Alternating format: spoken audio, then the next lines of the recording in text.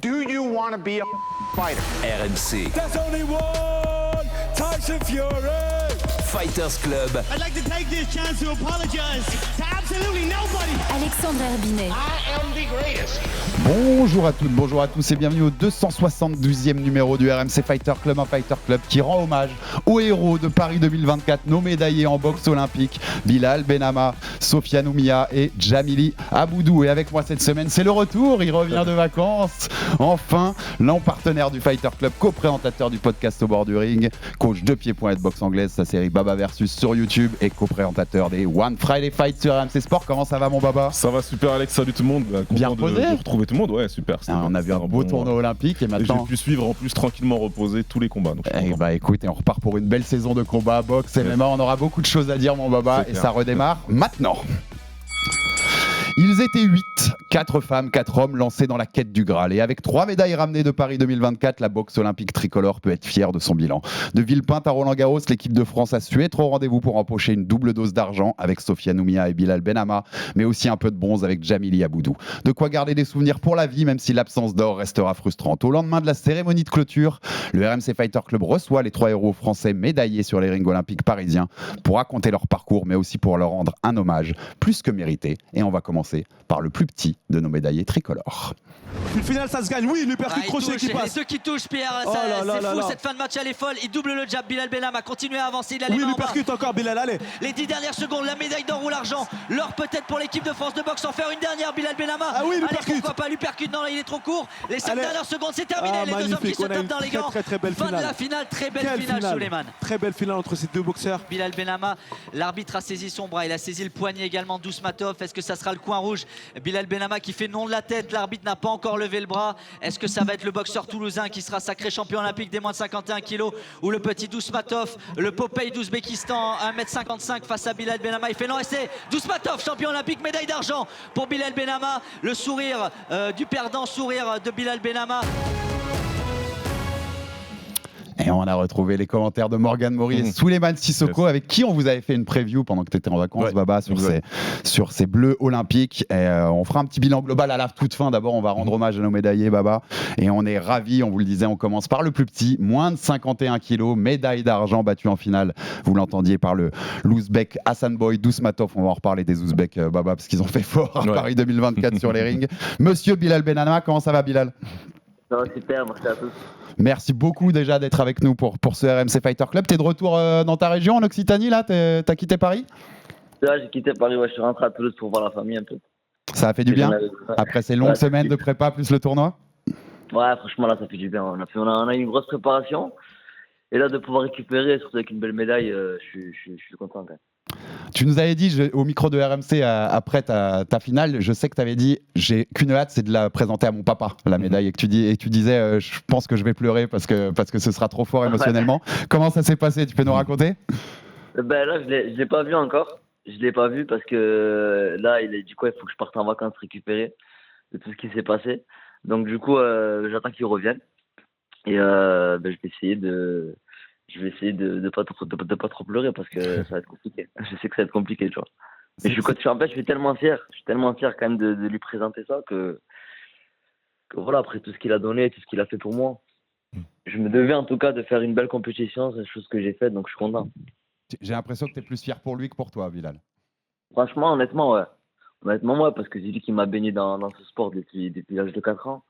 Donc c'est sûr que voilà, il y a tout le travail qu'il a fourni, du matin au soir, il est à la salle, il y boxe, donc voilà, il m'a transmis ça et lui procurer ses émotions, franchement, il y a rien de plus beau, Ah bah c'est clair, en plus ton papa c'est quelqu'un qui est quand même réputé dans le milieu de la boxe en France comme étant un des meilleurs entraîneurs, donc on sait que c'est... j'aime pas parler de programmation, parce que je pense pas que ton papa a été programmé, c'est simplement que c'est l'ADN familial, la boxe. Et du coup, je pense que c'est une consécration, même si c'est une médaille d'argent. C'est pas une médaille d'argent contre n'importe qui. Donc déjà, moi, ma première question pour toi, Bilal, c'est même si tu parles de repos et tu parles de retour familial, et c'est normal. Hein. Mais c'est quoi l'état d'esprit, justement, après avoir atteint un pic comme ça ? Parce que tu es à la maison, c'est les Jeux Olympiques de Paris 2024, où on parle que de ça depuis je ne sais pas combien de temps, que ce soit pour toi, que ce soit pour Sofiane et pour tous les autres. Et donc là, c'est quoi ? Qu'est-ce qui te viendra à l'esprit pour décrire ton état d'esprit aujourd'hui ? Franchement, cette médaille m'a vraiment donné une source de motivation en plus en fait pour continuer déjà en équipe. En fait, voilà, j'ai vu tout ce que ça a apporté. Bon, pas encore tout parce que c'est tout frais là, ça vient de finir, mais je vais dire voilà les émotions que ça procure de faire une médaille. Et je me dis pourquoi pas tenter Los Angeles pour justement aller chercher une nouvelle médaille d'or. Après voilà, l'état d'esprit là, franchement, je suis plus que motivé, j'aime ce que je fais, donc forcément je prends du plaisir quand je suis sur le ring. Et non, continuer après voir aussi en professionnel ce que ça peut donner. Parce que je sais que quand tu fais une médaille, tu as des propositions, donc à moi de voir ce qu'on me proposera et puis voir par la suite. Mais dans ton état d'esprit, tu as plus envie d'aller chercher cet or à Los Angeles 2028 que de passer pro. Ouais, On sait que tu seras d'ailleurs, moi, si tu es à Los Angeles 2028, pour moi, tu seras la tête d'affiche du collectif tricolore. Enfin, tu vois, tu seras un peu le chef de file. Donc, c'est quoi qui t'intéresse le plus entre les deux? honnêtement, je me plais plus dans la boxe amateur, donc je vais te dire que j'ai vraiment plus l'état d'esprit d'aller chercher une médaille à Los Angeles, tu vois. Mais voilà, j'ai quand même aussi la boxe pro en tête. C'est un passage obligatoire aussi juste après les amateurs. Donc voilà, mais je sais qu'il me manque quand même une médaille d'or pour clôturer en boxe amateur en tout cas. Ouais, bien sûr. Et puis c'est forcément la frustration, même si sur le podium, je voyais ton grand sourire. Il y a une frustration de ne pas avoir l'or, ou il y a quand même la joie d'avoir pris cette médaille à domicile, et elle surpasse ça? Bah en fait, oui. Après, voilà, je suis quand même, comme mes collègues, Sofiane Jamil est très compétiteur. Donc, c'est vrai que quand on perd, voilà, on reste quand même un peu déçu. Mais quand j'ai vu tous ces publics, ma famille qui était présente aussi, m'applaudir, crier mon nom, chanter la Marseillaise, c'était énorme. Et donc là, je me suis dit, en vrai, je suis quand même très fier. Très fier de quand même d'avoir une belle médaille d'argent autour du cou. Même si c'est pas la couleur que j'espérais, pour moi c'est comme si j'avais l'or parce que c'est grâce à eux aussi que je le dois. Donc voilà, quand même très content. T'en parlais quand même de ce public, Bilal, mais ça a fait quoi de disputer des JO à la maison? C'est quand même par rapport à une autre compétition, forcément il y avait un truc très particulier pour vous. Mais en fait, c'est la magie des jeux, surtout à la maison. Voilà, c'était des émotions que j'oublierai jamais. Avant de rentrer sur le ring, je les entendais crier parce qu'il y a ton nom qui passe juste avant que tu rentres pour le combat. Oui. Je les entendais crier sur le ring, c'était incroyable. Alors à Roland Garros aussi, c'était monstrueux. Et en plus, nous, on s'attendait pas à ce qu'il y ait autant de monde en fait, que les salles soient remplies. Et au final, on s'est trompé. De Villepinte jusqu'à Roland Garros, c'était à chaque fois bondé. Et franchement, c'était incroyable. Ouais, il y avait un vrai engouement. De toute façon, autour de l'équipe de France olympique. De façon générale, mais sur la boxe aussi, parce qu'il y avait de l'attente, hein. Même si c'est un sport qui est moins connu que certains autres dans la compétition, je pense qu'il y a eu un bon travail quand même qui a été fait en amont pour bien prévenir le public qu'on avait des vraies chances de médaille, que c'était pas juste le fait qu'on soit à domicile, qu'on a des excellents boxeurs, évidemment, Sofiane en tête d'affiche, mais puis toi derrière, on en parle depuis quelques années. Moi, je vais parce que bon, moi je suis beaucoup dedans et je suis beaucoup dans l'analyse. J'ai envie de te parler juste moi du dernier combat. J'ai envie de te parler parce que tu as affronté un monstre, tu as affronté probablement le meilleur boxeur amateur du monde actuel. Je pense que la plupart des gens sont d'accord. Donc c'est vrai que tu avais le plus gros challenge. C'est toi qui avais le plus gros challenge dans ta catégorie depuis le départ. De toute façon, dès l'instant où tu étais engagé dans la compétition, on sait qu'il y a Hassan Boy qui est dans la compétition aussi. Donc tous les yeux étaient braqués sur lui. Et moi, j'ai une question, mais vraiment toute simple et toute bête. Mais est-ce que tu es satisfait de ton combat en finale? Honnêtement, j'ai pris une belle revanche. Parce que j'avais fait un combat contre lui en finale des championnats du monde l'année dernière. Ouais. Et il m'avait touché au premier round. Donc là, de faire un combat déjà qui fait les 3 rounds et que franchement, je l'ai quand même malmené. Voilà, ma tactique marchait bien. Donc non, franchement, je ressors satisfait, très content. Après, je pensais avoir fait le travail, finalement, ça n'a pas passé. Comme tu l'as dit, en face, ça reste quand même un monstre de la catégorie. Donc, je suis quand même très très fier d'avoir fait un très beau combat contre lui. C'est intéressant ce que tu dis aussi par rapport à la finale des mondiaux 2023 contre Hassan Boy, Dousmatov, Bilal et cette défaite, arrêt dès le premier round. T'as l'impression que le gap, quand même, l'écart, c'est vachement réduit en un an, que tu étais beaucoup plus proche de Hassan Boy? Ah oui, totalement. Totalement. J'ai senti déjà, que ce soit physiquement ou techniquement tout au long de la compétition. Moi, je veux plus dire physiquement parce que des huitièmes jusqu'en demi, j'ai fait des combats de fou. Même moi, physiquement, même moi, je me suis choqué. Je me dis, mais comment je fais pour tenir autant et débiter autant? Donc, en fait, c'est tout cet engouement, tout ce public qui te pousse à aller chercher la victoire. T'oublies carrément la douleur et tu fonces, quoi. Tu fonces tout simplement. Et on va revenir rapidement avant de passer à nos autres héros médaillés, mais on va revenir sur ton parcours parce que tu l'as dit, il y a des combats de fou. Baba, le quart de finale contre le cubain Alejandro Claro. C'est pas seulement un des meilleurs combats du tournoi, moi je le mets dans le top 3 du tournoi, très facile, mais c'est un des meilleurs combats de boxe amateur que j'ai jamais vu, moi. Franchement, l'intensité était incroyable. Le cubain, je l'avais adoré en plus au premier tour, moi je l'avais dit, c'est celui qui m'a le plus impressionné au premier tour. Ce quart de finale est dinguissime, Baba. Avant qu'on donne la parole à Bilal, mais qu'est-ce que t'en as pensé de ce bonbon? C'est un bonbon de 3 rounds. C'était un combat, c'était un super combat et c'est une vraie vitrine pour la boxe amateur. Ce que nous ont montré tous les deux, ce que nous avaient montré tous les deux, c'était incroyable. Vraiment, je pense que les Cubains, ils avaient aussi beaucoup de pression sur cette Olympiade-là et ça s'est vu. Au final, ils font qu'une seule médaille. Ouais, une seule médaille. Donc, pour eux, c'est une grosse déception. Et je pense qu'ils avaient à cœur. En plus, depuis quelques années maintenant, les Français, ils font plus que tenir la dragée auto-cubain parce qu'on les bat régulièrement maintenant, que ce soit Sofiane, que ce soit Bilal et d'autres. Donc, vous nous avez proposé un spectacle de malade et ouais, pour moi, c'est un des 3 combats du tournoi. Donc, vraiment chapeau. Bilal, comment tu l'as vécu de l'intérieur, j'ose le dire, cette dinguerie de quart de finale? C'était 9 minutes d'action non-stop. Ben en fait, de base, ça devait être technique. Hein. Ça devait être technique. J'arrive à la fin du premier, on me dit que je perds 4-1. Alors là, je sais pas ce qui s'est passé dans ma tête en fait. J'ai dit, je suis en quart, je suis à 7-8 minutes d'être potentiellement médailleur. Je dis quoi, allez hop, vas-y, c'était quoi, fonce. Même si ça va pas être très très beau à voir. Voilà, il fallait que j'envoie tout en fait. Fallait surtout pas que je laisse respirer, bouger. Et ben voilà, ça a marché. Donc, ouais, non, c'est sûr que techniquement c'est bien, c'est sûr que c'est bien de gagner des beaux combats en étant beau techniquement et en boxant avec la belle boxe, mais là on est sur une compétition, on est sur la compétition et moi c'est ce qui m'a fait le plus kiffer si tu veux parce que tu sais, Alex et moi, on a un certain âge. On a regardé beaucoup de combats et on a vu que trop souvent, tu vois, des combattants qui étaient en retard et qui n'arrivent pas, si tu veux, à inverser la tendance à partir du deuxième parce que trop d'attente, trop de pression, ils trouvent pas la clé. Toi, tout de suite, tu t'es dit, ok, je suis en retard, on y va à fond. Et tout le monde devant sa télé, on était en mode, il faut qu'il change complètement la physionomie du combat, Bilal, pour gagner. Et c'est ce que tu as fait.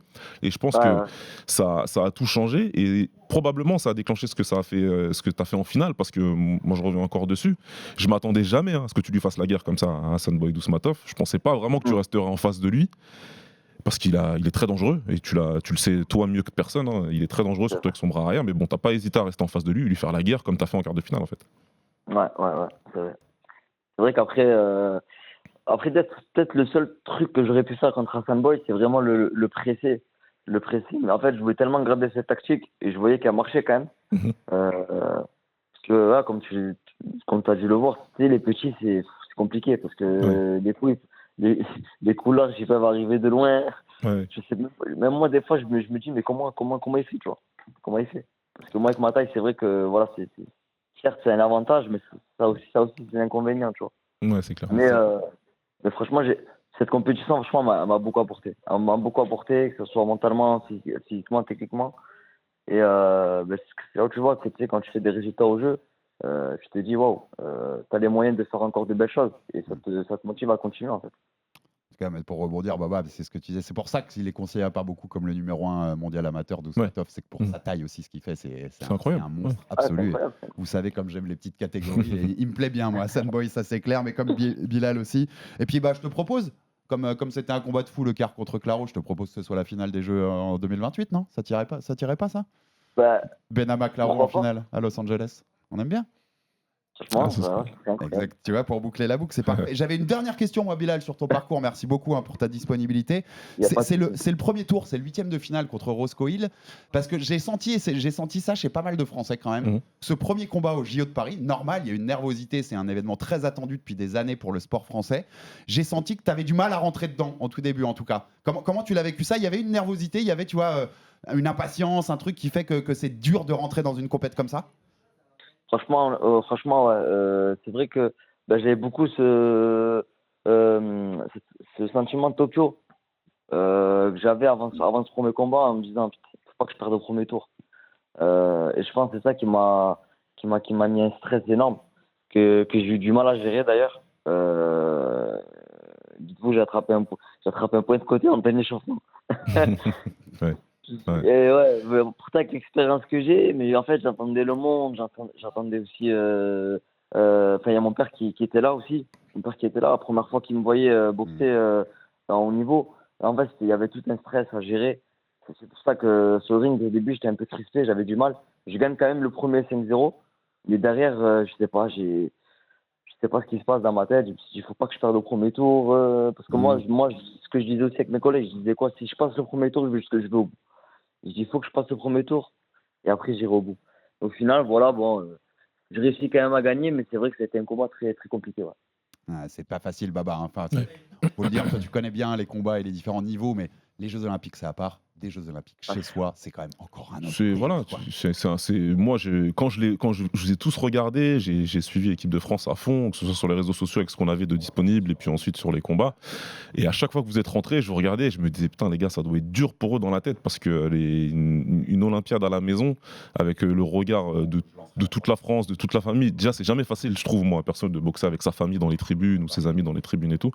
Donc ouais non, c'est tout à fait normal. Pour moi c'est tout à fait normal que vous ayez tous fait un premier tour entre guillemets où il fallait juste passer comme tu le dis, et on était tous d'accord, tous ceux qui regardent la boxe, on était d'accord pour dire si ça passe le premier tour, que ce soit Sofiane, que ce soit Bilal ou même les autres, après il y a de grandes chances que ça aille au bout, donc voilà, il fallait passer cet écueil là et vous l'avez tous fait, vous avez trouvé les ressources pour le faire. Et nous, on l'avait dit dans la preview, on pensait que Bilal pouvait atteindre la finale. Il a atteint la finale. Donc, chapeau, bravo Bilal. Merci beaucoup. Combien de temps avant de te laisser et de passer à nos autres médaillés, mais combien de temps de vacances avant de retourner dans un ring là? Combien de temps tu te donnes? Je pense que je vais prendre un mois, 2 mois sans mettre où je mettrai pas les gants. Mais je ferai quand même du sport, du foot, parce que je suis passionné de foot aussi. Et voilà. Mais profiter de la famille. C'est de la famille. Faut toujours s'entretenir quand même. Mais ouais, profite Bilal parce que tu as bien mérité tout ça. Chapeau. Grand coup de chapeau pour ton parcours, pour cette médaille olympique. Et comme tu nous l'as dit, l'aventure, elle est sans doute pas finie. Et on ne sait pas ce que tu feras, mais s'il y a rendez-vous à Los Angeles 2028, on sera encore là pour te soutenir à fond. Bien sûr. Merci beaucoup, Bilal Benama. Merci à vous. Merci à Bilal. vous pour l'invitation. Et on va passer maintenant aux médaillés de bronze. Cette fois, on passe chez les grands, on va passer chez les plus de 92 kilos. Avant que je passe à Aboudou, parce que on n'a pas eu le temps de le faire en début d'émission, Baba, mais avant qu'on soit avec Jamili. C'est quoi ton bilan global? Nous, on avait dit avec Souleymane qu'on attendait 3 à 4 médailles si ça souriait pour le collectif français. On est à 3. Ouais. Ça me paraît un bilan correct par rapport aux attentes qu'on avait. Ouais. Le bémol que je mettrais, c'est chez les femmes. Bien on aurait sûr. aimé en avoir au moins une, notamment chez Amina Zidani, moi Voilà. que je mettais à SEO. Peut-être que le poids de l'événement aussi a été dur puisqu'elle sort dès son premier combat. Ouais. C'est un bilan global bon avec cette petite nuance. Tu me suivrais? C'est exactement ça. On est très bien. On fait 3 médailles, c'est très très bon chez les hommes. Il faut pas oublier qu'il y avait des novices à ce niveau-là, quand même, et c'est le plus haut niveau possible en boxe amateur. Donc les expérimentés, ceux qu'on attendait, ont été au bout. Jamili, c'était moins attendu entre guillemets parce qu'il est moins connu que les autres, donc c'est plus qu'une belle surprise. Et après, ouais, c'est vrai que au niveau féminine, s'il y avait eu une médaille, ça aurait rendu le bilan très beau. Là, j'ai pas envie de parler de petite déception parce que ce serait dur de dire ça. Je vais simplement dire que oui, c'est dommage parce qu'on était à la maison et que ça aurait mérité qu'on ait au moins une médaille de ce côté-là. Que ce soit Amina ou que ce soit Davina, moi c'était les deux sur qui j'attendais, mais même Wassila, mais vraiment je pensais qu'on ferait au moins quelque chose, je pensais qu'on aurait au moins une médaille si c'est pas 2, donc bon écoute, c'est comme ça. Mais moi je trouve que c'est un bon bilan, et je trouve que nos boxeurs et boxeuses se sont bien comportés dans la compétition. D'autant, pour le coup, puisqu'on on analyse aussi globalement les tournois, on finira par une analyse plus globale, mais je trouve que le niveau des tournois féminins cette année n'a pas été très Ouais, c'est pour ça que c'est un peu dommage. Je pense qu'il y avait la place. Je pense qu'il y avait vraiment la place. Et dans ce sens-là que je le dis. Voilà, on était ensemble samedi soir pour certaines finales. Et je pense qu'il y avait largement la place pour nos boxeuses d'être à ce niveau-là. Ouais, clairement. Bien sûr. Mais bon, Ouais. c'est aussi la difficulté, ce qu'on dit, C'est comme ça. de C'est jeu comme à ça. domicile. Je pense notamment pour une Amina, on l'aura peut-être un jour qu'elle nous explique ça, mais c'est dur ce que expliquait Bilal aussi, ce premier Bien sûr. combat à Paris devant les siens. Enfin, c'est sûr, C'est pas facile. C'est pas facile. Et donc, on a récolté également du bronze, comme je le disais, avec monsieur Djamili Aboudou. C'était en plus de 92 kilos. Et on va vous laisser revivre ça. Et l'Espagnol qui va sur les fesses, voilà Djamili Aboudou, il se relève sans poser les mains, l'Espagnol, ça y est, le match est peut-être en train de tourner, Pierre, grâce à cette action du Français, l'Espagnol qui a été compté, Djamili Aboudou face à son adversaire, il l'a pratiquement mis dans les cordes, là, dommage, il va chercher au corps puis à la face, et le direct du bras avant qu'il passe pour Djamili Aboudou, ça va être terminé Pierre dans 5 secondes, le dernier échange entre les deux hommes, la décision dans un instant, est-ce qu'il est en finale olympique, Djamili Aboudou sur le central de Roland Garros, l'enfant de Dunkerque, 1m80, c'est le plus petit peut-être des poids lourds, et c'est l'Espagnol qui va en finale, Djamili Aboudou, médaille de bronze, médaille de bronze pour Djamili Aboudou. Et vous avez réécouté une nouvelle fois la douce voix de Morgane Maury, notre commentateur en chef pour ces finales de boxe à Roland-Garros. C'était les plus de 92 kilos. Avant d'avoir Djamili, on est en train de le connecter, Baba. Ouais. Cette catégorie des plus de 92, elle était compliquée de base parce que l'or, il était quand même très réservé à monsieur Bakodir Jalolov, qui était déjà champion olympique, qui est déjà pro à 14-0, 14 KO. Ouais. Qu'on voit tous gros comme une maison aller dans le top 10, top 5 des poids lourds, voire aller choper une ceinture assez vite quand la génération Usyk, Fury, tout ça commencera à s'écarter. Cette catégorie-là, c'est compliqué quand même. Ouais, quand t'as un favori comme ça. C'était compliqué. J'aime pas dire ça en boxe parce que tout peut se passer dans un ring, mais la vérité, là, et c'est factuel et ça s'est vérifié sur le tournoi. Et les autres combattants se battaient pour des accessites, comme on dit. Faut pas se mentir. Maintenant, ça aurait été une énorme surprise si Jalolov ne prenait pas l'or. Il y avait le petit écueil, le petit risque pour moi, c'était contre c'était néo-zélandais. Non, l'Australien. Contre l'Australien, c'était là, comme il punch, comme c'est un frappeur, l'Australien. C'était là qu'il y avait le petit écueil, mais au final, il a géré à peu près comme il fallait. Terry Moana Junior, le quart de finale, c'était un des combats les plus attendus dans cette caté-là. Mais Jalolov, nous, on l'a vu samedi, tu disais, on était à Roland-Garros, Baba. Ça va trop vite. Ça va beaucoup trop vite. Pour sa taille, son gabarit, ça va beaucoup trop vite. La finale, il fait ce qu'il veut, il force même pas. Il force à peine. Voilà, c'est pas manquer de respect à son adversaire espagnol. Je veux dire que je pense que Jalolov, il pouvait même finir, il pouvait même terminer en finale, mais il a choisi la gestion, il a choisi de gérer son combat. Il y avait tout son public qui était là en plus, donc t'avais l'impression que c'était un showcase fight. Et vraiment, je dis pas ça en essayant de manquer de respect à son adversaire ou quoi, c'est juste qu'il y avait vraiment un combattant qui était au-dessus de tous les autres. Mais juste dans des situations pareilles, ça permet justement au reste de la mêlée de tirer son épingle du jeu en faisant un bon tournoi, et c'est ce qui s'est passé. On a eu cette chance-là. Exactement, mais on l'avait dit aussi avec Souley, c'est que c'est la beauté de cette caté, comme tu dis, c'est que derrière l'Ouzbek, c'était hyper ouvert. On pouvait aller chercher une médaille, et il y en a un qui a bien fait le boulot. Monsieur Djamili Aboudou, bonjour. Bonjour. Comment ça va, Djamili? Écoutez, ça va très bien. Je suis revenu hier dans ma ville, à Dunkerque, et franchement, ça va très bien. C'est ça, on observe avec tous ces coups de fil à nos médaillés qui sont tous retournés dispenser la belle médaille dans la famille, mais ça fait plaisir. Médaillé donc de bronze, on le rappelle, en plus de 92 kilos chez les super lourds, défaite en demi-finale contre l'Espagnol Ayoub Gatfa. Déjà, globalement, première question, Djamili, mais qu'est-ce qui te reste de ce tournoi olympique, de cette belle médaille de bronze? Quel souvenir tu garderas et quel état d'esprit tu as quelques jours après? Écoutez, des moments inoubliables, parce que c'était mes premiers jeux déjà, et franchement une réussite ici en France déjà, en plus à Paris. Donc faire les jeux ici à Paris et en plus remporter une médaille, franchement c'est des moments inoubliables que je vais jamais oublier. Je pourrais raconter ça à mes enfants et peut-être à mes petits-enfants si j'en ai plus tard, mais franchement c'était génial, avec le public à Villepinte et à Roland-Garros. Et j'avais jamais vécu ça, donc franchement, je remercie l'organisation. Voilà. Comment on a posé la même à Bilal, mais comment tu l'as géré ce public-là? C'est particulier, c'est un moment à part que vous avez vécu, et pas que les boxeurs et boxeuses, d'ailleurs, tous les sportifs de la délégation française ont vécu un moment unique dans leur vie et dans leur carrière. Comment tu l'as géré ça? Ça, je m'étais préparé, je connaissais déjà les jeux, j'avais les témoignages un peu de Sofiane qui avait vécu Rio et qui avait fait Tokyo, mais Tokyo avec le Covid, il n'y a pas eu cet engouement, il n'y a pas eu ce public. Mais on a bien géré, j'ai bien géré et franchement, niveau public, c'était une première pour moi. Déjà de boxe à Roland-Garros où il y avait les Nadal, où il y a les Yannick Noah qui ont fait de leur compétition là-bas, à Roland-Garros, et franchement, boxer devant à peu près 15 000 personnes, c'est un truc de fou. Il faut vraiment le vivre pour savoir. Puis symboliquement, c'était beau quand même, Baba, parce que, que le matin où on y a été, le matin du samedi, j'ai eu mon père au téléphone, petite parenthèse, petite anecdote perso, et qui me disait qu'il avait été, lui, je connaissais ce souvenir, il me l'a raconté plusieurs fois, mais il a été voir Boutier Manzon à Roland-Garros dans les années 70, donc il y avait un beau clin d'œil de génération aussi avec ce retour de la boxe à Roland-Garros. Baba, comment tu as trouvé ce parcours aussi de Djamili? Les combats ont tous été disputés, mais Djamili s'en est sorti à chaque fois, en tout cas jusqu'aux demi-finales. Il nous a fait un sacré beau tournoi. C'est ce qu'on disait autant avec Bilal. Bilal est dans une des catégories les plus difficiles qui existent en boxe. Vraiment, 51 kilos, c'est très très très difficile. Par contre, le problème entre guillemets avec la catégorie de Djamili, c'est que c'était hyper ouvert. Où, pour moi, c'était le niveau le plus homogène qu'il y avait dans le tournoi.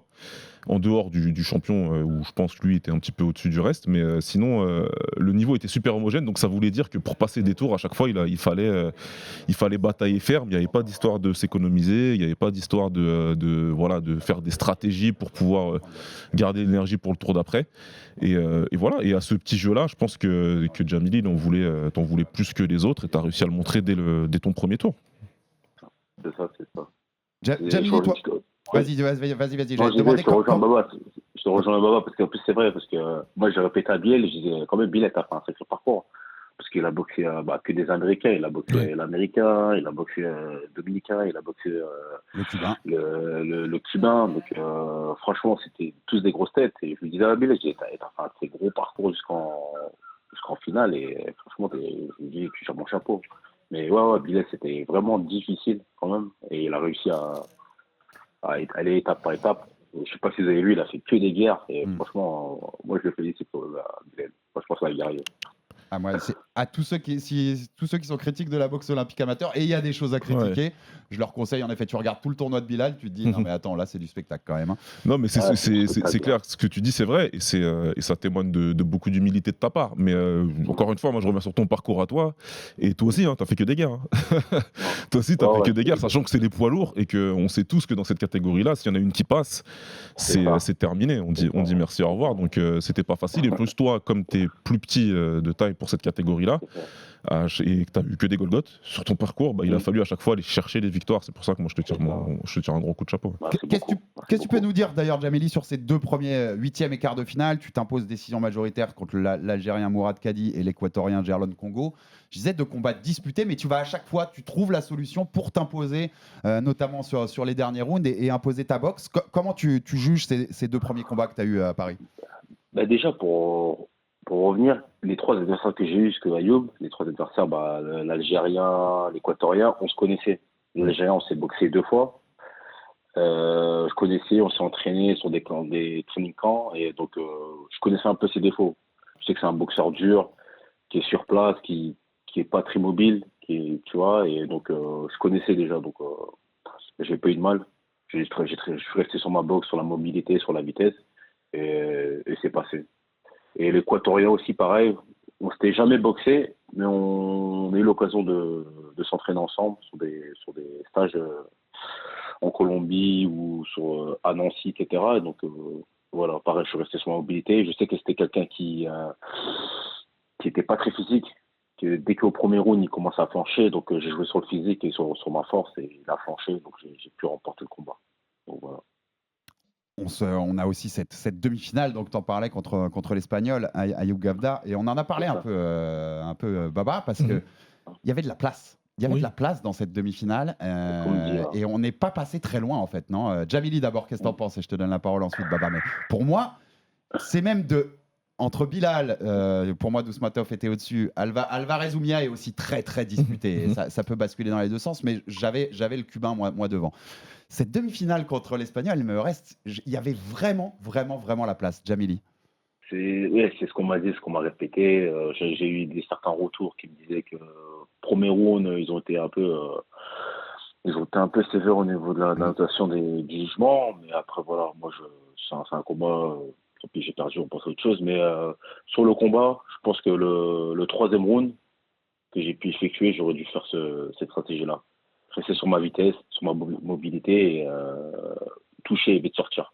Je pense que si j'avais fait ça au premier ou deuxième round, peut-être que j'aurais gagné le combat.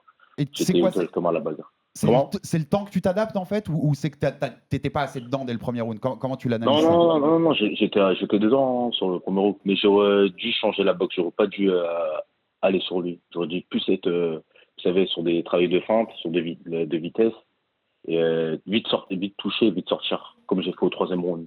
Le troisième round, si je me trompe pas, j'ai gagné. Ouais. Et donc je pense que j'aurais dû faire cette stratégie-là, cette technique-là, cette tactique. Et le dernier round, Jamili, tu le gagnes 3-2. Enfin, 3 juges te donnent le round, mais 2 autres le donnent à l'Espagnol. C'est quand même un round qui, pour moi, s'il y a 5-0 pour Jamili, c'est pas un scandale, loin de là, quoi. Moi, je ne sais pas si regarder les 2 autres juges pour le troisième round, parce que clairement, pour moi, il n'y a pas d'autre issue que de donner le troisième round à Jamili. Après.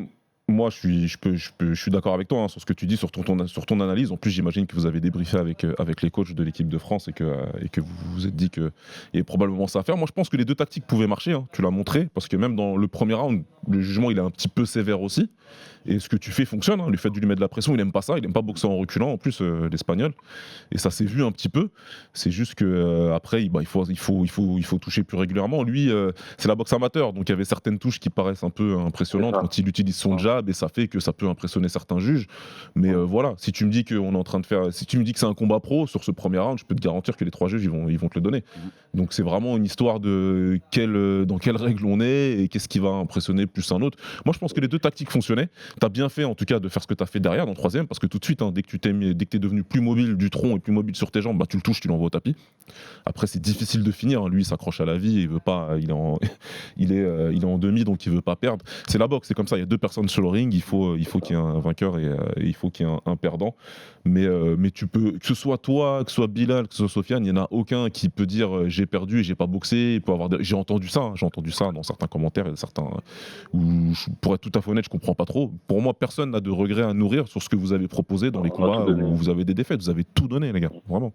Ouais, c'est ce que de toute façon, c'est ce que je me suis dit avant la compétition. Tu vois, j'avais rien promis. Je disais que voilà, je vais pas vous promettre une médaille, mais je vais tout donner et donner le meilleur de moi-même. Et au final, j'ai tout donné et j'ai réussi à aller chercher une médaille de bronze. Donc, je suis très fier, je suis content du parcours. Et donc, voilà. T'aurais aimé, au-delà de la médaille avec un autre métal que t'aurais eu, mais t'aurais aimé te confronter à Jalolov en finale? C'est quand même un monstre. J'aurais aimé montrer un peu de quoi je suis capable. Ça aurait été difficile, ça n'aurait pas été facile. Mais j'aurais pu peut-être le mettre en difficulté sur certains moments. Mais moi, j'ai déjà mis les gants avec lui. C'est difficile à boxer, très très difficile. Avec son jab, avec son bras avant. Et donc, ça aurait été difficile. C'est un gars que tu vois devenir champion du monde chez les pros? Ouais, il peut. Il y a le potentiel. Je pense qu'il peut devenir champion du monde.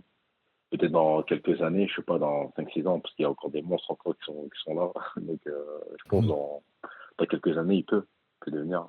Mais je pense que, après, je sais très bien que moi, j'avais déjà vu, c'est une personne qui n'aime pas les coups. Il n'aime pas les coups.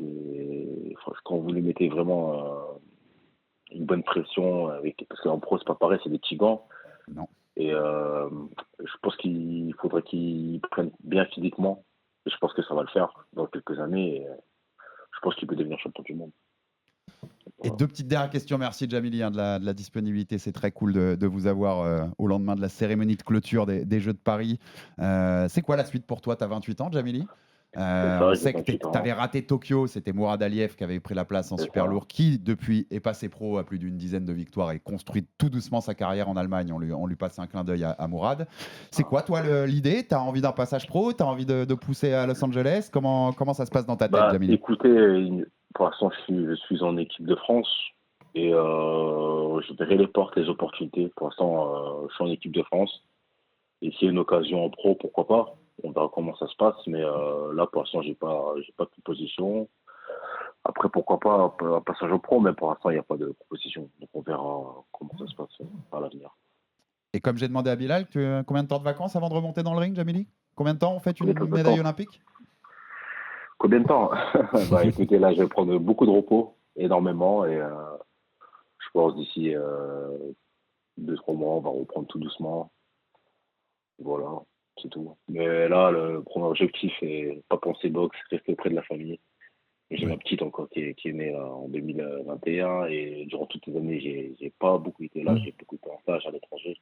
Donc on va rester auprès de la famille, prendre des vacances et ensuite on prendra des décisions. Profite, tu l'as bien mérité, comme vous tous Merci les trois. beaucoup. C'est Et clair. je voulais terminer sur ça avec toi, Baba, mais moi, ce que j'ai aussi aimé chez Djamili, c'est son style. C'est un ancien gardien de hand, Djamili, et Ouais. ça se voit. C'est ça. Au-delà Et de qu'il soit, football aussi. voilà, au-delà Ouais. qu'il soit un Football aussi. super lourd petit, Ouais. ce qui fait qu'on sait les poids lourds petits doivent être dans un style un peu différent du poids lourd à la Jalolov, tu vois, très grand, très imposant physiquement. Mais tu sens son côté gardien, tu vois, hyper élastique, hyper agile. Moi, je l'ai beaucoup senti et j'ai adoré le style. Très de Djamili mobile, c'était génial. Djamili, je vais être 100% honnête avec toi. Je vais pas faire comme si j'avais suivi tous tes combats depuis 2015 ou je sais pas quand. Moi, c'est quand j'ai su qu'il y avait une chance que tu te qualifies pour les JO que j'ai commencé à vraiment suivre ce que tu faisais. Et c'est ce que je disais à mes potes. Je disais, il y a un poids lourd avec un super bon style et tout, super mobile. J'aime beaucoup. En plus, avec un beau bras arrière. Donc, super sympa. Il faudra le suivre. Et tu vois, t'es arrivé jusqu'au JO et les gens, ils ont découvert le style. Moi, je recevais des messages. Ouais, mais t'as vu, le style est super sympa. Donc, ouais, franchement, c'est un beau style. C'est sympa. Surtout dans une catégorie qui fait de plus en plus la part belle aux combattants qui sont très athlétiques. Les poids lourds, c'est devenu une catégorie vraiment. J'ai pas envie de dire une catégorie de musclores, mais on n'est pas loin. Ouais, clairement. Où, c'est la force, et puis après un petit peu de boxe. Et c'était rafraîchissant. C'était rafraîchissant de voir des boxeurs. Bah, déjà, Jalolov, c'est un excellent boxeur, comme tu l'as dit toi tout à l'heure. Et toi aussi, t'as ramené de la boxe, surtout face à l'Espagnol, qui lui, très, très athlétique. Hein.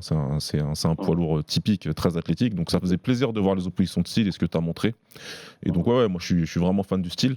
Et la dernière chose que je voulais dire, qui est importante, parce que sinon je vais me faire tuer, mais moi, Djamili, sache que j'ai grandi avec une grosse communauté comorienne et j'arrêtais pas de recevoir des messages et tu les as rendus très fiers, vraiment. Et je pense à mes deux potes Ben Ali et Kamardine qui arrêtaient pas de m'envoyer des messages en criant dans tous les sens. Donc voilà, tu les as rendus très fiers tous. Ah, merci. Bah, pareil aussi, hein, moi, dans ma vie, la Dunkerque, comme c'est une petite ville, je mets un peu. C'est très rare de voir des médaillés ici, surtout en boxe, parce que je suis le premier médaillé en boxe. Donc, je suis très fier. Et pareil pour les Comoriens. On a des sportifs, mais pas très connus, tu vois. Donc, ça fait plaisir. D'avoir des messages de la communauté et de ma ville aussi. Donc, voilà.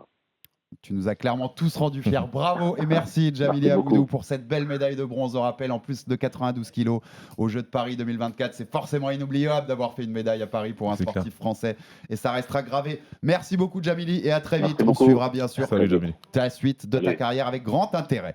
Et on passe à la troisième médaille. Yes. Baba, monsieur Sofiane Oumia et on va vous faire revivre ça. Les 10 dernières secondes pour finir. Allez, la médaille d'or transformée là. Sofiane Oumia, qui contre-gauche et gauche. Et le Cubain qui touche les deux hommes qui se tapent sur la poitrine. Et le public qui se lève, regardez cette belle finale. J'ai rarement vu une finale aussi exceptionnelle. La décision dans un instant. Wow, on a le stress là. Attention Sofiane Oumia. Les mains sur la tête, Sofiane Oumia. Il va aller saluer le clan adverse. Alvarez Borges 4-1 ce round en fait. Également les deux hommes qui se prennent dans les bras, qui se congratulent. France Cuba, c'est la légende de la boxe, hein. Sofiane Oumia, bras droit levé. Il en rêve le plus beau jour de sa vie peut-être. Sofiane Oumia, le doigt levé pour l'équipe de France. Est-ce que c'est le bras du coin rouge qui va être levé, le bras de Sofiane Oumia? Et c'est le coin bleu. Médaille d'argent 8 ans après. Le cœur déchiré de Sofiane Oumia. 8 ans après, la médaille d'argent pour lui. 29-28 pour Sofiane Oumia, ça se joue à rien. Ça se joue à rien. Et une nouvelle fois la voix de Morgane Maury, les voix de Morgane et Souleymane Sissoko qui nous ont régalé sur RMC la radio pendant ces tournois de boxe. Alors on va rien vous cacher, on cache jamais rien aux auditeurs du Fighter Club. On n'a pas pu avoir Sofiane, on devait l'avoir. Il y a eu méprise sur des trucs on réussit pas à le joindre, donc on va le débriefer tous les deux, Baba. Et puis on l'invite est toujours lancé. Oui, bien sûr. Si on peut avoir Sofiane dans les semaines à venir, ce sera avec plaisir qu'on le recevra pour lui consacrer parce que sa carrière, elle mérite. Disais cette finale, donc médaille d'argent chez les moins de 63,5 kilos, qui était une KT un peu hybride. Il était dans la KT d'en dessous, mais ils ont repatouillé toutes les KT en boxe olympique contre le Cubain Erislandi Alvarez, la seule médaille d'or de Cuba. T'en parlais tout à l'heure dans les tournois masculins, c'est la seule. Déjà, on l'entendait de la part de Morgane aux commentaires, incroyable finale. Superbe combat. On parlait Superbe. du quart de Bilal tout à l'heure, mais alors l'enchaînement des finales de Sofiane Alvarez et puis Kizniak Oralbey, 80 kilos, les deux combats qui s'enchaînent. Incroyable. Bonbon absolu. Deux super combats que tu aurais pu voir dans les rangs professionnels sans aucun problème et que ça aurait fait lever des foules et que c'était deux belles guerres, deux belles bagarres et voilà, le Cubain il n'était pas venu pour rigoler. Clairement, je pense qu'il avait une pression gigantesque. Et je pense que la pression elle pouvait même peut-être être similaire. C'est juste que lui, il n'avait pas le public à l'intérieur du stade, mais il avait tout un pays qui disait faut pas qu'on rentre sans médaille d'or. Revenir sans médaille d'or pour Cuba en boxe, ça va pas être possible. Donc c'était le mauvais scénario entre guillemets pour Sofiane d'avoir un combattant qui était plus que motivé en face. Mais bon, ça a fait pour un combat exceptionnel où ça pouvait aller d'un côté comme de l'autre. Clairement, on utilise beaucoup cette expression, week-end après week-end. Des fois c'est vrai, des fois c'est pas vrai du tout. Là c'est vrai, tu aurais donné la victoire à l'un ou à l'autre, moi j'aurais pas dit, j'ai aucun problème, en fait j'ai pas de problème à dire qu'il mérite la victoire, je l'ai dit, il mérite la victoire, Erislandy Alvarez, tout comme Sofiane Oumia méritait la victoire. Tout à fait, c'est vraiment ce genre de combat, et d'ailleurs c'est un truc qui les poursuit parce qu'ils étaient les deux et c'était en finale des mondiaux 2023. Exactement. Et c'était une victoire cette fois de Sofiane sur décision aussi partagée. Donc c'est à chaque fois que les deux s'affrontent, ça donne des beaux combats. Ça peut donner des idées pour la suite en pro notamment. Parce qu'il pourrait se retrouver un jour. C'est peut-être pas fini. Sofiane, on va être clair, on l'avait dit dans la preview, et lui-même le disait, il venait pour une seule chose, l'or. Il est triple champion du monde chez les amateurs. Il avait l'argent à Rio. Il avait été sorti par Keishon Davis au premier tour à Tokyo, ce qui était hyper frustrant. Keishon Davis qui aujourd'hui brille pas mal chez les pros et monte doucement vers une chance mondiale. On peut être déçu. Il y a une déception à ce que Sofiane n'est pas là. Lui, il ne le cachait pas sur le podium. Lui, il est très déçu. Lui, il est très déçu. Ça me fait mal au cœur pour lui, très franchement. Parce que moi, j'ai une vision différente. Et c'est normal, c'est pas moi qui est dans le ring. C'est pas moi qui ai fait les entraînements, la préparation pendant 4 ans, qui avait que ça dans la tête. Être revenu dans un cycle. Voilà, donc je comprends tout à fait. Et encore une fois, en tant que coach ou combattant, ça fait mal. Ça fait mal de voir un combattant comme ça parce que tu sais tous les sacrifices qu'il a fait. Mais je suis sûr qu'une fois que tout sera bien posé, tout sera bien redescendu, il sera très fier de ce qu'il a fait. Parce qu'il a fait un super parcours depuis 4 ans. Il s'est imposé comme le meilleur combattant du monde dans sa catégorie, sans aucun doute possible. Ça se joue à une guerre en finale qui, encore une fois, va d'un côté ou de l'autre, à une touche de plus ou de moins, à un coup net de plus ou de moins, etc. Donc ça se joue à rien de rien. Et là, c'était du côté d'Erislandy. Si tu refais le combat 10 fois, ça va aller 5 fois du côté de Sofiane, 5 fois du côté d'Alvarez. Donc moi, je pense qu'il peut être vraiment très fier de lui. Nous, on est tous très fiers de lui. Toute la France est fière de lui. Toute la famille de la boxe et du combat français est fière de lui. Moi, j'ai vu que des messages positifs. Encore une fois, des fois, j'ai vu des commentaires live un petit peu durs que je comprends pas bien. Où on me dit qu'il fallait aller le chercher plus ou je sais pas quoi. Il faut bien dire au public, ces deux personnes dans le ring, ces deux personnes qui sont préparées depuis 4 ans pour faire ça. Il a été le chercher, il l'a boxé, il a envoyé des combinaisons par, je sais pas moi, par cinquantaine. Des fois ça touche, des fois ça touche pas. Il faut aussi défendre. En face de lui, il avait un adversaire qui était prêt à mourir sur le ring pour aller chercher la médaille d'or. Pour moi, il a fait tout ce qu'il pouvait pour gagner. Je vois pas vraiment. Il gagne d'ailleurs. Je veux bien faire l'analyste là, me poser là et te dire il aurait dû faire ça, il aurait dû faire ça. Pour moi, il a tout fait. Il gagne les 2 derniers rounds 3-2. 3 juges à 2, sauf que c'est pas les mêmes juges qui les donnent. Exactement, c'est pas les mêmes. Comme le premier round a été gagné 5-0 par le Cubain, au final, c'est le Cubain qui l'emporte au nombre de juges. C'est à ça où ça se joue. Mais si les 3 mêmes juges le donnent 3-2 sur les 2 derniers, c'est lui qui gagne. Donc c'est pour ça qu'on dit que ça peut vraiment. C'est vraiment une histoire de jugement et malheureusement, il faut une victoire, il faut un vainqueur et qui lui aura la médaille d'or. Et c'est des juges, c'est un sport avec des juges. Et c'est comme ça que ça s'est passé. Puisqu'on va toujours, tu le sais, au Fighter Club chercher dans le détail. Est-ce qu'on peut le dire, parce qu'on l'a dit avec les autres aussi, c'est arrivé à plusieurs Français dans ce tournoi, qui a un tout petit retard à l'allumage sur le premier round. Tu vois ce que je veux dire, qui perd par rapport aux 2 d'après. Mais je suis pas dans la peau du boxeur, donc c'est pas. Non, de toute façon, on fait de l'analyse et c'est normal. Mais encore une fois, si c'était le cas, moi, si j'étais sûr que c'était ça, je te dirais Je te dirais, il est parti trop doucement, il aurait peut-être dû. Moi, je pense que c'est le Cubain qui est parti à 300%. Il est parti à 300%. Et c'est vrai que quand tu es dans le ring et que tu as un mec qui tout de suite, dès le premier Kung, il est sur toi et il envoie des crochets larges, il envoie des coups, il y a ton cerveau qui se dit faut pas que je prenne celle-là, faut pas que je prenne celle-là, et il faut que tu t'adaptes et ensuite tu vas dans le rythme. Il y a un temps d'adaptation, c'est normal. Et sans vouloir faire le chauvin. Il y a 3 rounds, il y a 9 minutes, c'est très dur. Ça va vite, et sans vouloir faire le chauvin ou quoi, ou parler de c'est pareil. S'il y avait des juges qui avaient vu le premier round pour Sofiane, ça aurait été bien aussi. Mais c'est des juges, ils voient tous les 5, ils ont vu la même chose. Bon, ok. Moi, personnellement, j'avais pas vu ça. Mais Ça me permet, parenthèse, excuse-moi Baba, parce que j'ai vu pas mal de commentaires là-dessus après les finales, de gens qui regardent moins la boxe que nous, qui disaient, mais sur les premiers, il méritait pas 5-0, fallait lui donner 3-2. C'est pas comme ça que ça marche, les gens. C'est qu'il y a 5 juges différents et chacun décide. Et si les 5 ont décidé que le Cubain l'avait gagné, bah ça fait 5-0. 5-0, ça veut dire 5 juges à 0. Ils se regardent pas entre eux à la fin en disant, bon, faut qu'on donne 4-1 ou 3-2 ou quoi que ce soit. Faut bien comprendre le truc, ils sont pas là en train de se montrer tous la feuille, en train de dire, t'as mis quoi, toi aussi, t'as mis ça, chacun décide, je vais changer. Si t'en as 5, t'en as 5. Personne voit la feuille de l'autre, donc c'est vraiment, ça veut dire que les 5 juges ont vu la même chose. Les 5 juges ont vu le premier round pour le Cubain, et c'est comme ça. Donc tout comme les 5 juges n'ont pas vu Jamili gagner le dernier round, et moi je trouvais ça bizarre, mais bon, c'est un peu comme ça. C'est un peu particulier, mais bon, il faut pas s'en offusquer. Et puis j'espère que ça va ramener plus de. Les gens vont me regarder plus en détail et apprendront un peu plus les règles. Ça, c'est clair. Triple champion du monde, triple champion d'Europe, double médaillé d'argent olympique. C'est le plus beau palmarès de la boxe olympique française. Même s'il n'y a pas de médaille d'or, ce qui sera toujours une frustration pour lui, mais c'est le plus gros palmarès en tout cas. Le plus dur, c'est d'être consistant. Le plus dur, c'est de revenir toujours au plus haut niveau et de gagner. Et il l'a fait 3 fois en championnat du monde amateur, dans une catégorie qui est ultra difficile. Et il a fait 2 médailles d'argent. Deux médailles d'argent en 3 Jeux Olympiques, sachant que celui où il perd contre un combattant qui va probablement devenir champion du monde professionnel. Donc, et en plus, on peut aussi parler de son parcours en professionnel dans les rangs de l'IBA.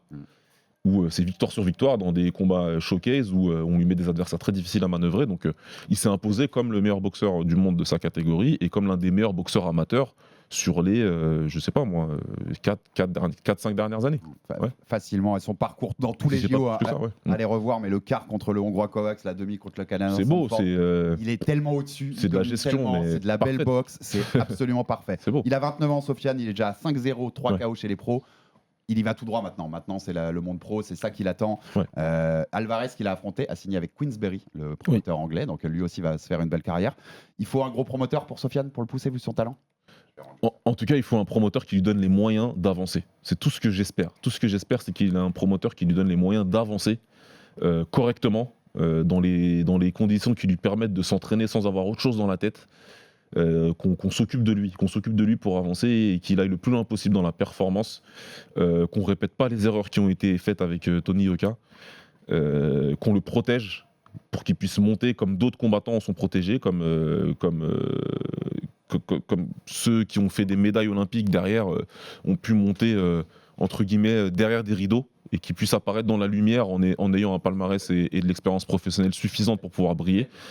Donc voilà, j'espère juste que tout sera bien fait, que toutes les choses seront bien faites pour lui. Et c'est la magie des jeux, Baba, puisqu'on a commencé cette émission dans un des studios d'RMC, on l'a fini dans un autre studio d'RMC pour une obligation logistique qui nous a obligés à bouger en cours de podcast.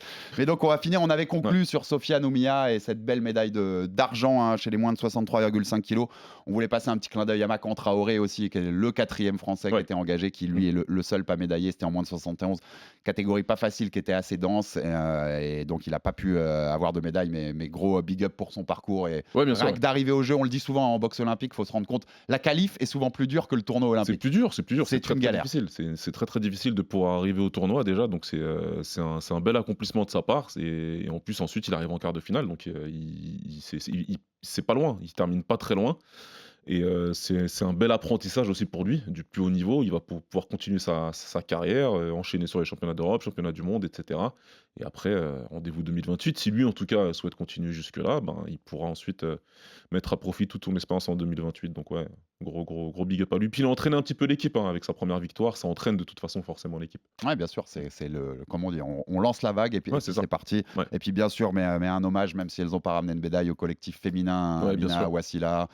Aussi, on pense bien sûr à Estelle, à Davina. Voilà, elles ont toutes fait des beaux parcours pour arriver là, notamment Estelle, championne olympique à Rio, et qui conclut sa carrière amateur là-dessus. Et il n'y a pas de médaille, mais chapeau les filles. Et puis on vous retrouvera à Los Angeles en 2028. Voilà, c'est ça. C'est avec ambition. C'est dommage. Il y a une petite pointe de déception évidemment qui est pas de filles qui réussit à faire une médaille, qui réussit à aller plus loin dans leur parcours. Mais en tout cas, elles sont venues, elles ont représenté. Et le public l'a soutenu à fond. Et voilà, la prochaine fois, on espère que ça se passera beaucoup mieux. Un petit bilan, on finit en quelques minutes rapidement, Baba. Je voulais faire un petit bilan global de cette boxe olympique aussi. On a déjà parlé des femmes, on disait où le niveau me paraissait dans les tournois différents tournois féminins pas toujours top. Gloire à l'Ouzbékistan, j'ai envie de dire, en tout cas sur les tournois masculins, si on doit faire ce bilan. 5 médailles d'or sur 7 tournois masculins. Dousmatov en 51, Kalolov en 57, Moujdine Koujaev, celui-là j'ai toujours du mal à le dire, en 71, Mouloujonov en moins de 92, Jalolov en plus de 92. Sachant que Abdoulaev en moins de 63 et Khabib Loulaev chez les 80, le deuxième, il sort contre Arlen Lopez, le double champion olympique en quart. L'autre, c'est contre Sandford, le futur adversaire d'Oumia. Et c'est un des combats pour moi de la quinzaine où il y a quelque chose à dire. Voilà, il y a vraiment quelque chose à dire sur le scoring. Ils auraient pu faire 7 sur 7 en médaille. Ça aurait pu aller, ils auraient pu prendre des médailles partout. C'est une dinguerie, l'Ouzbek. Comment on peut En plus, je crois que ça s'explique pas. Enfin, moi, j'ai pas lu quelque chose qui explique plus que ça. C'est du travail. C'est du travail acharné depuis des années. On charbonne, on est dans la salle et puis voilà. En fait, ils ont fait quelque chose d'assez simple. J'avais lu à l'époque déjà quelque chose là-dessus, mais c'est que, comme beaucoup d'autres pays avant eux, ils ont décidé de se concentrer sur des sports sur lesquels ils sont forts. Il y a un fort potentiel. La boxe, ils ont toujours eu la boxe et le combat en général, ils ont toujours eu un bon potentiel et ils ont eu un entraîneur exceptionnel et après, toutes les planètes se sont alignées pour qu'ils puissent faire des médailles. Et puis après, tu peux ajouter à ça aussi le fait que l'État ouzbek leur promet, je crois, la plus grosse prime pour gagner une médaille d'or. Je vais pas dire de bêtises, mais je crois que c'est 1 million. En tout cas, il y a eu une Olympiade ou un championnat du monde où c'était 1 million. Je sais pas si c'est toujours le cas, mais ça a été le cas. On comprendrait pourquoi Jalolov à 14-0 chez les pros revient faire une piche chez les amateurs. Mais c'est ce que je t'expliquais quand on était ensemble à Roland-Garros. Il y a des pays de l'Est qui ont toujours fait ça, même en amateur, en Muay Thai par exemple. On a des pros à 70-80 combats qui revenaient faire l'IFMA, le championnat du monde amateur, tous les ans parce qu'ils avaient un salaire mensuel et qu'ils avaient des primes pour pouvoir gagner ces compétitions. Donc, comme quoi, quand il y a la carotte, il y a les résultats derrière. Donc c'est quelque chose aussi qui peut être regardé. Les moyens en tout cas ont été mis par les Ouzbeks et ils ont fait une razzia qui est historique. Moi j'en ai fait un petit thread sur Twitter sur ça. À part 1904 et 1908, où 1904 c'est la première année de la boxe, il n'y a que des Américains, il n'y a pas d'autres nationalités, et 1908 il y a quasiment que des Anglais, il y a 4 pays en tout, il n'y a aucun pourcentage aussi fort. Même Cuba en 92 qui fait 7 or sur 12 tournois masculins, 5 sur 7 c'est encore plus fort. C'est une dinguerie ce qu'ils ont fait. Et une petite pensée à Tulkin Kilishev qui est le coach en chef principal qui est à l'origine de ces 5 médailles d'or et qui a fait un arrêt cardiaque après la victoire de Dousmatov contre Benama. Et tout va mieux, il est à l'hôpital, c'est l'équipe médicale de l'équipe de Grande-Bretagne qui l'a sauvé en fait, qui s'est occupé de lui. Et il a suivi les dernières finales depuis l'hôpital et faisait faire des FaceTime avec ses combattants. C'était le petit clin d'œil pour lui. Globalement, puisqu'on a parlé d'Abdoulaev et d'autres petits combats où il y a eu des difficultés, globalement le scoring a été bon je trouve. Il y a quelques dingueries, il y a quelques combats où on s'est dit wow, mais par rapport à d'autres tournois olympiques que j'ai vus dans le passé, j'ai trouvé ça plutôt correct globalement. Qu'est-ce que tu en as pensé ? Il y a eu 2-3 erreurs, clairement. Il y a eu 2-3 combattants qui sont passés alors qu'ils n'auraient pas dû. Mais voilà, c'est limité à 2-3, alors qu'on a eu des Olympiades où c'était une dizaine de combats qui ont été mal jugés, etc. Des choses où c'était très clairement du trafic d'influence. Et je veux dire que tout le monde est concerné. Tous les pays ont été concernés par ça, y compris nous, une fois ou deux aussi. On est passé alors qu'on n'aurait pas dû. Donc ouais, là ça va. Moi je trouve que c'était pas mal. Maintenant c'est assez bizarre de se dire que je trouve que c'est un tournoi qui s'est très bien déroulé. Il y a eu, en tout cas, dans la boxe masculine, du très très beau niveau. Il y a eu des très beaux boxeurs et ça va être disputé d'ailleurs pour le Val Barka, le trophée du meilleur combattant du tournoi. Qui ne sera plus officiellement remis puisque c'était Liba qui faisait ça. Exactement. Alors qu'il ne gère plus. Mais c'est un peu bizarre de se dire que justement, ça se passe bien parce que le CIO a repris l'organisation et que c'est peut-être le dernier tournoi qu'on a vécu avant un certain temps. Exactement. On en fera une toute dernière parenthèse à la fin là-dessus. À qui tu le donnerais, le meilleur boxeur, là, comme ça Kalokov, je pense que. Kalokov en moins de 57. Je pense. Alors, la concurrence n'a pas été démente, mais bon, c'est pas de sa faute non plus parce que pour le coup, sa KT, les moins de 57, c'est celle où il y a la plus grosse dinguerie. Le fait que Oulou soit en finale, les 3 combats qu'il fait pour arriver en finale, tu peux débattre sur le fait qu'il gagne ou pas. Je pense, voilà. Notamment contre Jamal Harvey, l'américain, et Saïd El Horta, il passe pas normalement. C'est chaud. Donc, ça, c'est peut-être le truc le plus fort, ce qui nous a privé d'une finale sans doute un peu plus belle avec une concurrence un peu plus forte. Mais Kalolov, moi, j'ai adoré aussi. Vraiment. Je pense qu'il était vraiment au-dessus de la compétition. Voilà. Même si Jalolov aussi mériterait. Et en live, c'est impressionnant. Mais voilà, là, on l'a vu en finale gérer son combat vraiment tranquillement. Donc, je pense que je lui donnerais. Et je peux mettre un petit accessite pour Erislandy Alvarez, pour le coup, celui qui a battu Sofiane en finale, très beau boxeur aussi. Ouais, c'était beau. Et Alexander Kizniak, le champion chez les moins de 80, l'Ukrainien, une machine à avancer. Lui, il va faire quelque chose chez les pros. Qui fait beaucoup penser à Boachuk, qu'on a vu ce week-end contre Ortiz, dans le style pression non-stop. Si vous n'avez pas vu ce combat, d'ailleurs. Voilà, on digresse, Baba, mais un des combats de l'année, si vous l'avez pas vu ce week-end, Ortiz-Boachuk, c'était incroyable. Et Kizniak a un peu ce style à mettre tout le temps la pression. Je pense qu'il aura beaucoup de succès chez les pros. On aura pas mal, en fait. Moi, j'ai noté, je pense qu'il y aura pas mal de gens de ce tournoi olympique-là qui vont avoir un bon avenir chez les pros. Déjà, tous les Ouzbeks, je pense que tu peux les mettre à peu près dedans. Ils vont y aller, Plus les deux éliminés avant la demi-finale que j'ai cité dans les autres KT, eux aussi, à mon avis, vont faire une belle carrière. Sofiane Oumia, moi, je le mets bien sûr. Le Mexicain Marco Verde, qui m'a aussi pas mal impressionné. Et Alvarez, le Cubain. Oralbey, le Kazakh, qui était en finale contre Kizniak aussi pas mal. Américain, on a Jamal Harvey, que j'ai déjà cité. Omari Jones, qui était pas mal. Joshua Edwards.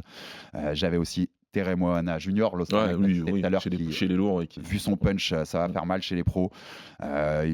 Saïd El Horta, dont j'ai parlé, qui avait été éliminé par Oulu au moins de 57. Nicolas Terterian, qui a éliminé Macantra et je pense qu'il a un style qui peut s'adapter. Il y en a pas mal. Je pense que ça va être une belle cuvée au niveau pro, celle qui va sortir de là. Et j'en ai une aussi que je pourrais mettre, qui à mon avis, dans le style pro, va faire quelque chose. Iman Khelif. Bien sûr. La championne olympique algérienne. Bien sûr. On est d'accord, non? Je pense qu'elle a un style à faire quelque chose chez les pros. Ah oui, bien sûr que oui. La boxe féminine pro est pas aussi développée que la masculine, mais justement, on peut aller vite vers des titres mondiaux, en fait. Elle a le potentiel pour aller loin. Elle a le potentiel pour aller loin et faire quelque chose de très intéressant, c'est clair. Ouais. Parce qu'elle a, un bon style et puis surtout, malgré tout ce qu'on a pu entendre, c'est pas par sa supposée force surhumaine qu'elle s'est distinguée, mais c'est bien par son bagage technique. Et dans ces tournois féminins dont on a dit sur le niveau, on avait été un peu déçus, elle est sortie du lot.